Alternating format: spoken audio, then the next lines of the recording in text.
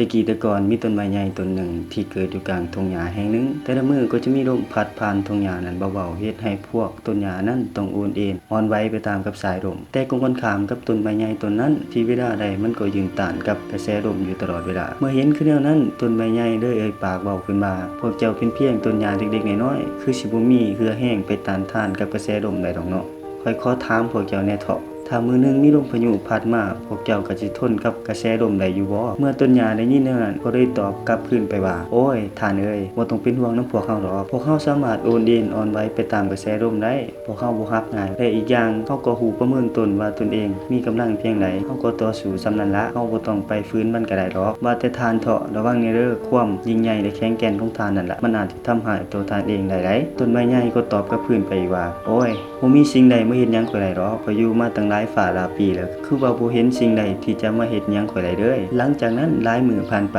และมีมื้อนึงก็เกิดมีพายุลมแรงพัดเข้ามาผ่านทุ่งหญ้าแห่งนั้นทันใดนั้นพวกต้นหญ้าก็พากันเนื่องโตคนเองอ่อนไหวไปตามกับสายลมแต่กงกันข้ามกับต้นไม้ใหญ่ต้นนั้นที่มันพยายามต่อสู้กับกระแสลมอย่างสุดขีดและบ่ยอมอ่อนคอให้กับกระแสลมแต่อย่างใดแต่แล้วในที่สุดมันก็บ่สามารถต้านทานกับกระแสลมได้และสุดท้ายมันก็ได้หักโค่นลง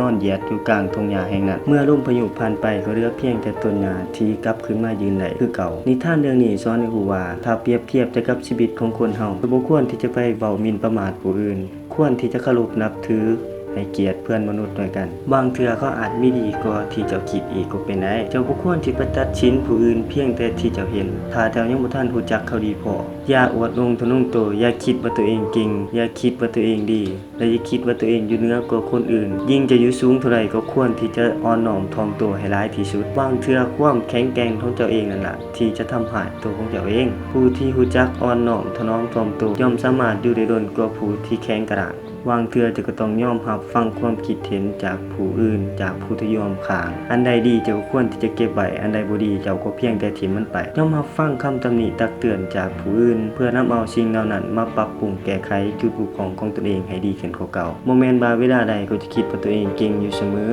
บ่ยอมอ่อนขอต่อต้านและบ่ยอมปรับตัวให้เข้ากับสภาพแวดล้อมที่ตนเองอาศัยอยู่ถ้าบ่เช่นนั้นเจ้าอาจจะพบกับจุดจบเช่นเดียวกับต้นไม้ใหญ่ต้นนั้นก็เป็นได้ฉะนั้นแล้วบ่ว่าเจ้าจะเป็นไผอยู่บนใดสถานที่ใดก็ตามถ้าเจ้าอวดทะนงโตบ่ยอมรับฟังความคิดเห็นจากผู้อื่นบ่เคารพนับถือและให้เกียรติเพื่อนมนุษย์ด้วยกันบ่รู้จักบ้างตัวและบ่ยอมปรับตัวให้เข้ากับสภาพแวดล้อมที่ตนเองอาศัยอยู่ก็ยากที่จะดำรงชีวิตอยู่สถานที่เหล่านั้นได้ดังคำเว้าที่ว่าบุคคลที่อยู่รอดบ่ได้หมายความว่าจะเป็นบุคคลที่เก่งแต่หมายถึงบุคคลที่สามารถปรับตัวให้เข้ากับสภาพแวดล้อมได้ดีต่างหาก